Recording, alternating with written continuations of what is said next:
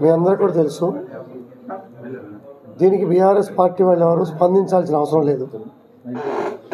BRS పార్టీకి గాంధీకి యుద్ధం కాదు, కౌశిక్ రెడ్డికి గాంధీకి యుద్ధం. వాడు నా ఇంటికి వచ్చి జెండా ఎగరేస్తా అని మీడియా పరంగా, పత్రికా పరంగా, వాట్సాప్ ట్విట్టర్ పరంగా సవాల్ విసిరాడు. 11 గంటలకు మీ ఇంటికి వచ్చి జెండా ఎగరేస్తా, నువ్వు రాకపోతే నేను వస్తా అని చెప్పి నేను కూడా సవాల్ విసిరా. మీరు వస్తే హారతి పట్టి స్వాగతం పలుకుతాం, బీఆర్ఎస్ పార్టీ ఆఫీస్కి వెళ్దాం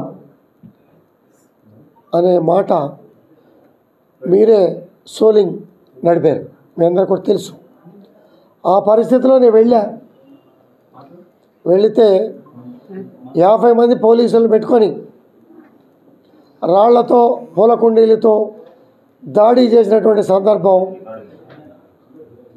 మీ విజువల్స్ ద్వారానే పేపర్ డౌన్లోడ్ చేశా.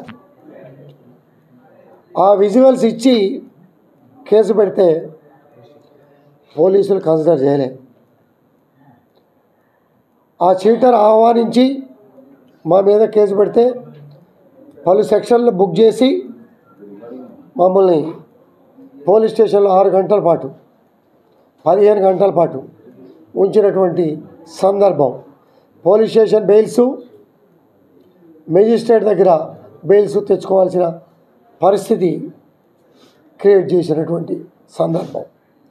ఆ సందర్భంలో మాట్లాడుతూ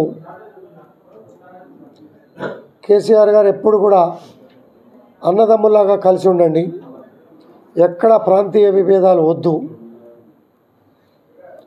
ముళ్ళు గుచ్చుకుంటే నోటితో తీస్తా అనే మనస్తత్వంతో, గొప్ప మనస్తత్వంతో ఉన్నటువంటి పార్టీలో చీడ పురుగులు చేరి ప్రాంతీయ విభేదాలు సృష్టించే కార్యక్రమంలో ఇటువంటి చీడ పురుగుల్ని పక్కన పెట్టుకున్నందుకు చింతిస్తున్నాం. పార్టీలో చేర్చుకొని ఎమ్మెల్సీ ఇచ్చి, ఎమ్మెల్యే ఇచ్చి, పాపం ఈటెల రాజేంద్ర గారు 2 చోట్ల నిలబడితే కాన్సంట్రేషన్ చేయలేకపోవటం మూలాన ఎవరిని అడ్డం పెట్టుకొని వాడు గెలిచాడో అందరికీ కూడా తెలుసు. 10 నెలలు కాకముందే